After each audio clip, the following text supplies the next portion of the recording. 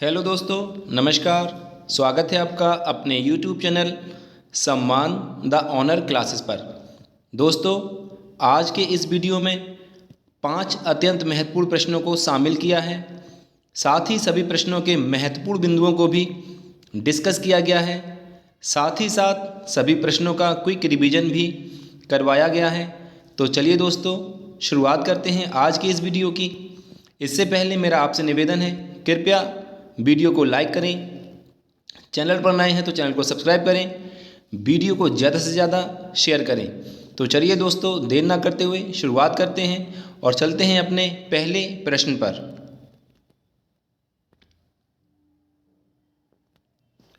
तो पहला प्रश्न है, किसके शासन काल में जैन धर्म 2 संप्रदाय श्वेतांबर और दिगंबर में विभाजित हो गया था?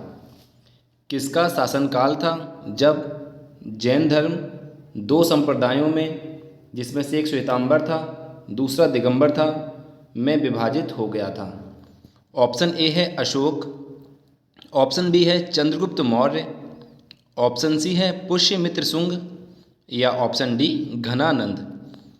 तो दोस्तों, चंद्रगुप्त मौर्य के शासनकाल में जैन धर्म 2 संप्रदायों में विभाजित हो गया था।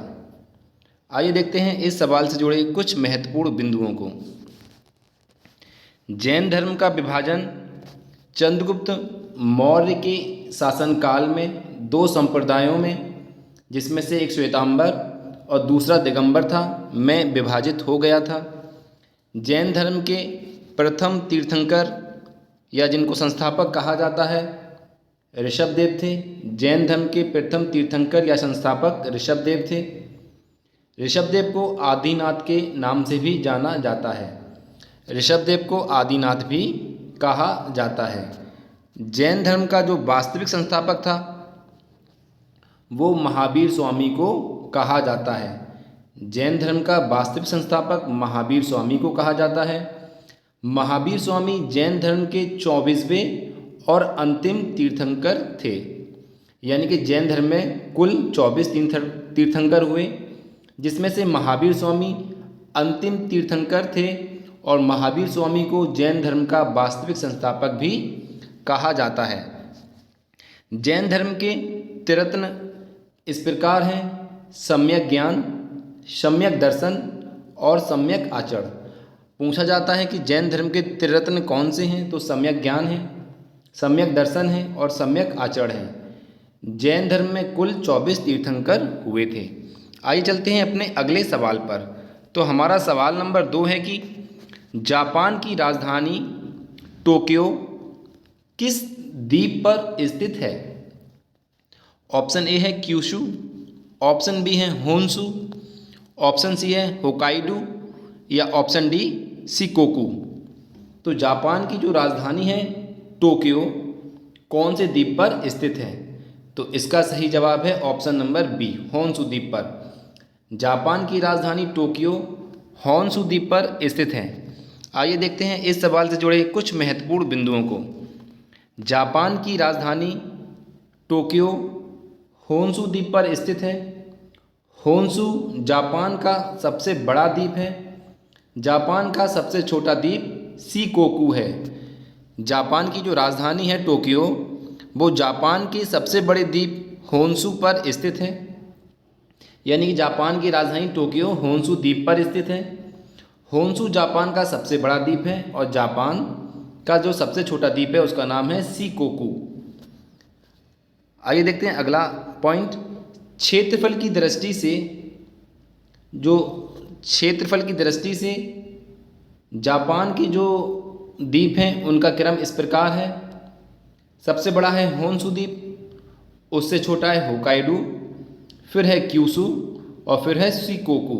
यानी कि सबसे बड़ा द्वीप है जापान का होन्शु द्वीप, सबसे छोटा द्वीप है शिकोकू द्वीप। सबसे बड़ा द्वीप जापान का होन्शु, उसके बाद है होकाइडो, उसके बाद है क्यूशू और उसके बाद है शिकोकू। ये आपको अरेंज करने के लिए पेपर में पूछ लिए जाते हैं।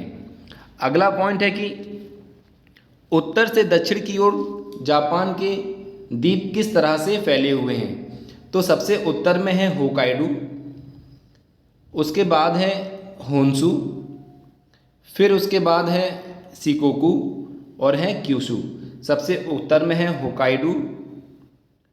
होकाइडू, उसके बाद है होन्सू और उसके बाद है शिकोकू, और सबसे दक्षिण में द्वीप जापान का है क्यूशू द्वीप। जापान का सबसे दक्षिण में जो द्वीप है वो है क्यूशू द्वीप और सबसे उत्तर में है होकाइडू। जापान और भारत के बीच जो थल सेना का युद्ध अभ्यास होता है उसका नाम है धर्म गार्जियन नाम से भारत और जापान के बीच थल सेना का युद्धाभ्यास किया जाता है। जापान की वायुसेना और भारत की वायुसेना के बीच जो अभ्यास किया जाता है उसका नाम है वीर गार्डियन जापान की वायुसेना और भारत की वायुसेना के बीच किया जाता है युद्ध अभ्यास, और जो धर्म गार्जियन है ये थल सेना का युद्धाभ्यास है। आइए चलते हैं अगले सवाल पर। तो हमारा सवाल नंबर 3 है, सबसे पहला ग्रंथ जिसमें स्वरों का प्रयोग किया गया है। सबसे पहला ग्रंथ कौन सा है जिसमें स्वरों का प्रयोग किया गया है? ऑप्शन ए है ऋग्वेद, ऑप्शन बी है अथर्ववेद, ऑप्शन सी है सामवेद या फिर ऑप्शन डी गंधर्व वेद। तो इसका जो सही जवाब है वो है option number C Samaveda. Samaveda में जो है सबसे पहली बार क्या है स्वरों का प्रयोग किया गया है, सामवेद में स्वरों का प्रयोग किया गया है। आइए देखते हैं इससे जुड़े कुछ महत्वपूर्ण बिंदुओं को। सामवेद भारतीय संगीत का आदि ग्रंथ है। अगर आपसे पूछा जाता है कि भारतीय संगीत का आदि ग्रंथ कौन सा है तो वो सामवेद है। सामवेद को विश्वामित्र द्वारा संकलित किया गया था। भारतीय संगीत का आदि ग्रंथ सामवेद है। सामवेद को विश्वामित्र द्वारा संकलित किया गया था। सामवेद में 1824 मंत्र हैं। सामवेद के पढ़ने वाले को उद्गाता कहा जाता है। ये बहुत इंपॉर्टेंट पॉइंट है, ये पेपर में पूछ लिया जाता है कि सामवेद के मंत्र को जाप करने वाले को क्या कहा जाता है, तो सामवेद के मंत्र को पढ़ने वाले को उद्गाता कहा जाता है। सामवेद ऋग्वेद से लिए गए एक खास प्रकार के स्तुतियों पद्यों का संग्रह मात्र है जिसे लय में ढाल दिया गया है। यानी कि सामवेद में जो भी मंत्र लिखे गए हैं वो मोस्टली क्या है ऋग्वेद से लिए गए हैं, जिनको क्या है लय में ढाल दिया गया है। सामवेद चारों वेदों में आकार की दृष्टि से सबसे छोटा वेद है। अगर आपसे पूछा जाता है कि 4 वेदों में सबसे छोटा वेद कौन सा है तो वो है सामवेद। सामवेद चारों वेदों में आकार की दृष्टि से सबसे छोटा वेद है।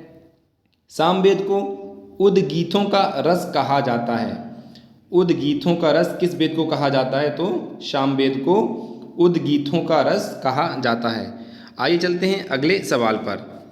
तो हमारा सवाल नंबर 4 है, किस युद्ध में हारने के बाद औरंगजेब ने दारा शिकोह को बंदी बना लिया था? यानी कि दारा शिकोह किस युद्ध में हार गया था अपने भाई औरंगजेब से, जो औरंगजेब ने दारा शिकोह को बंदी बना लिया था? ऑप्शन ए है सामूगढ़ का युद्ध, ऑप्शन बी है दौराई या देवराई का युद्ध, ऑप्शन सी है धर्मट का युद्ध या ऑप्शन डी जजायु का युद्ध।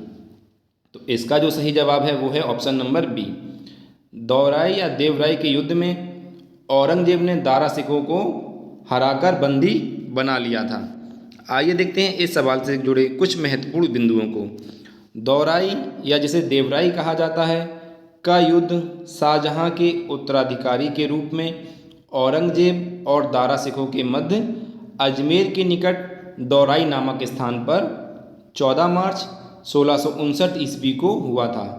यानी कि देवराई का युद्ध जो है ये 14 मार्च 1659 ईस्वी को औरंगजेब और उसके भाई दारा शिकोह के बीच लड़ा गया था, जो कि देवराई कहाँ पे है, अजमेर के पास है।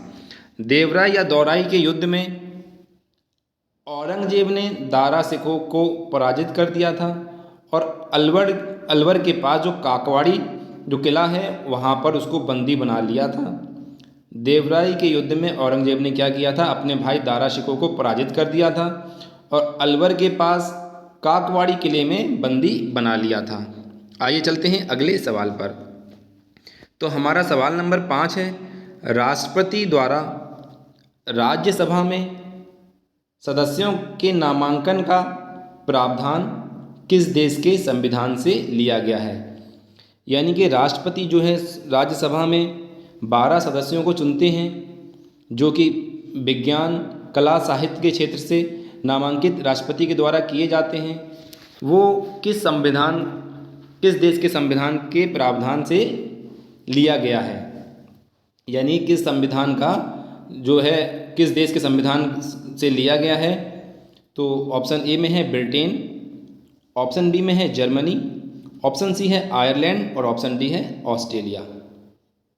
तो इसका जो सही जवाब है वो है ऑप्शन नंबर सी, आयरलैंड के संविधान से लिया गया है। राष्ट्रपति द्वारा राज्यसभा में जो 12 लोगों को मनोनीत किया जाता है, इस प्रावधान को आयरलैंड के संविधान से लिया गया है। आइए देखते हैं इस सवाल से जुड़े कुछ महत्वपूर्ण बिंदुओं को। राष्ट्रपति द्वारा राज्यसभा में सदस्यों का नामांकन करने का प्रावधान आयरलैंड के संविधान से लिया गया है। संविधान के अनुच्छेद 80 के अनुसार राष्ट्रपति द्वारा राज्यसभा में 12 ऐसे सदस्यों को मनोनीत किया जाता है जो साहित्य, विज्ञान, कला और समाज सेवा का विशेष ज्ञान रखते हों। याद रखना है, संविधान का अनुच्छेद 80 के अंतर्गत राष्ट्रपति राज्यसभा में 12 ऐसे सदस्यों को मनोनीत करता है जो साहित्य, विज्ञान, कला और समाज सेवा का विशेष ज्ञान रखते हों। तो दोस्तों ये थे हमारे इस वीडियो के 5 क्वेश्चन। आइए इन सब का एक बार रिवीजन कर लेते हैं। अच्छा दोस्तों, ये और दिया गया है कि सर्वप्रथम फिल्म अभिनेता पृथ्वीराज कपूर को राज्यसभा का सदस्य मनोनीत किया गया था। यानी कि राष्ट्रपति के द्वारा सर्वप्रथम जो राज्यसभा में सदस्यों को मनोनीत किया गया था उनमें सबसे पहले सदस्य थे पृथ्वीराज कपूर जो फिल्म अभिनेता थे, और राज्यसभा में मनोनीत होने वाली प्रथम अभिनेत्री जो थी वो नरगिस दत्त थीं। संविधान के अनुच्छेद 64 के अंतर्गत उपराष्ट्रपति जो है वो राज्यसभा का पदेन अधिकारी होता है। संविधान के अनुच्छेद 64 के अंतर्गत उपराष्ट्रपति राज्यसभा का पदेन अधिकारी होता है। भारतीय संविधान में राज्य के नीति निर्देशक तत्व भी आयरलैंड के संविधान से ही लिए गए हैं। राज्य के नीति निर्देशक तत्व भी आयरलैंड के संविधान से लिए गए हैं और राज्यसभा में राष्ट्रपति द्वारा मनोनीत किए जाने वाले सदस्यों का प्रावधान भी आयरलैंड के संविधान से लिया गया है। तो दोस्तों आइए एक बार इन सभी प्रश्नों का क्विक रिवीजन कर लेते हैं। तो हमारा पहला सवाल था कि किसके शासनकाल में जैन धर्म 2 संप्रदाय श्वेतांबर और दिगंबर में विभाजित हो गया था। तो चंद्रगुप्त मौर्य के शासनकाल में, चंद्रगुप्त मौर्य के शासनकाल में जो था जैन धर्म 2 संप्रदाय श्वेतांबर और दिगंबर में विभाजित हो गया था। दूसरा सवाल था कि जापान की राजधानी टोक्यो किस द्वीप पर स्थित है। तो जापान की जो राजधानी टोक्यो ये जापान के सबसे बड़ा द्वीप जो है होन्शु द्वीप पर स्थित है। सवाल नंबर 3 था कि सबसे पहला ग्रंथ जिसमें स्वरों का प्रयोग किया गया है कौन सा था। तो सामवेद में। सामवेद सभी ग्रंथों में सभी वेदों में सबसे छोटा वेद है और इसी में ही जो है स्वरों का प्रयोग सर्वप्रथम बार किया गया था। सवाल नंबर 4 है किस युद्ध में हारने के बाद औरंगजेब ने दारा शिकोह को बंदी बना लिया था। तो दोराई या देवराई के युद्ध में हराने के बाद औरंगजेब ने दारा शिकोह को बंदी बना लिया था। औरंगजेब के द्वारा दारा शिकोह को बंदी बनाया गया था दोराई या देवराई के युद्ध में हराने के बाद, पराजित करने के बाद। क्वेश्चन नंबर 5 है राष्ट्रपति द्वारा राज्यसभा में सदस्यों का जो नामांकन किया जाता है वो किस देश के संविधान के प्रावधान से लिया गया है। तो आयरलैंड के संविधान से लिया गया है। दोस्तों ये थे आज के इस वीडियो के 5 क्वेश्चन। प्लीज़ वीडियो को लाइक करें, चैनल पर नए हो तो चैनल को सब्सक्राइब करें, वीडियो को ज़्यादा से ज़्यादा शेयर करें। Thank you, thanks for watching. जय हिंद, जय भारत।